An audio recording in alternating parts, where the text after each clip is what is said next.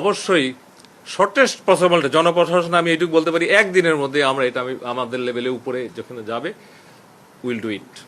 তাই এটা খুবই একটা আমি মনে করি সময় উপযোগী, যেহেতু ইমিডিয়েট যাতে দেওয়া যায় এবং আমাদের থাকবে কি বলবো যে চেষ্টা থাকবে শর্টেস্ট পসিবল টাইমে সরকারকে সাজেশন দেওয়া। কর্মচারীরা আজকে অসহায় অবস্থায় রয়েছে, আজকে চলতে পারছে না, দিন যাচ্ছে না, 10 দিন 15 দিন না যেতেই তাদের টাকা শেষ হয়ে যাচ্ছে, তারা আজকে খেতে পারছে না, ছেলে মেয়েদের লেখাপড়া খরচ দিতে পারতেছে না, আজকে তারা খুব অসহায় অবস্থায় রয়েছে। অতএব আমাদের দাবি মানতে হবে, বৈষম্য দূর করতে হবে। 8,250 টাকা আর 86,000 টাকা, 86,000 টাকা এটা কি মগের মূল্য পেয়েছে? এই কথা আমরা জানিয়ে এসেছি যে এই বৈষম্য দূর করতে হবে।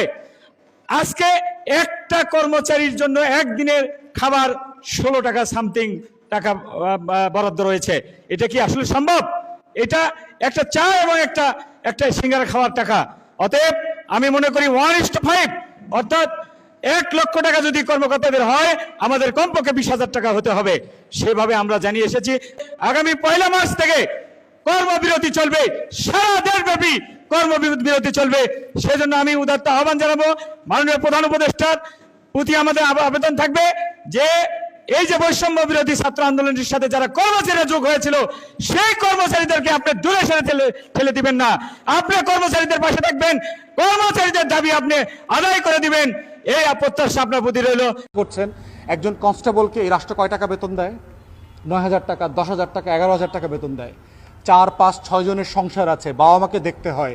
ঢোকার সময় 20 লাখ 25 লাখ টাকা পুলিশের অফিসার রাজনৈতিক দলের নেতাদেরকে ঘুষ দিয়া ঢুকতে হয়েছে। টাকা কি ওর বাপের জমি বেচা দিবে? টাকা দিবে কোত্থেকে সে? এই যে 25 লাখ টাকা সে ঘুষ দিয়ে ঢুকছে, এই টাকাটা সে কোত্থেকে উদ্ধার করবে? সে 11,000 টাকায় কিভাবে চলবে 4 জন 6 জনের সংসার নিয়ে? তাহলে এই রাষ্ট্র তো তাকে ঘুষ খাইতে বাধ্য করছে। ট্রাফিক পুলিশের সমালোচনা করছেন ও 10 টাকা খায় সিএনজির কাছ থেকে, অটোর কাছ থেকে, খাবে না কেন? তার তো 20 লাখ টাকা এনজিও থেকে টাকা নিছে, গরু বেচে টাকা দিছে, আত্মীয় স্বজনের কাছ থেকে টাকা আনছে, এ টাকা শোধ করবে কিভাবে সে? অতএব রাষ্ট্রের এই দুই পক্ষের বাস্তবতাটা দেখতে হবে। পুলিশ আমাদের উপর গণহত্যা যেমন করেছে, পুলিশের যারা জুনিয়র সদস্য এ বেচারা তো চাকরি করে, তার বস বলতেছে গুলি করার জন্য, চাকরি না করলে তাকে তো সাসপেন্ড করে দিবে গুলি না করলে।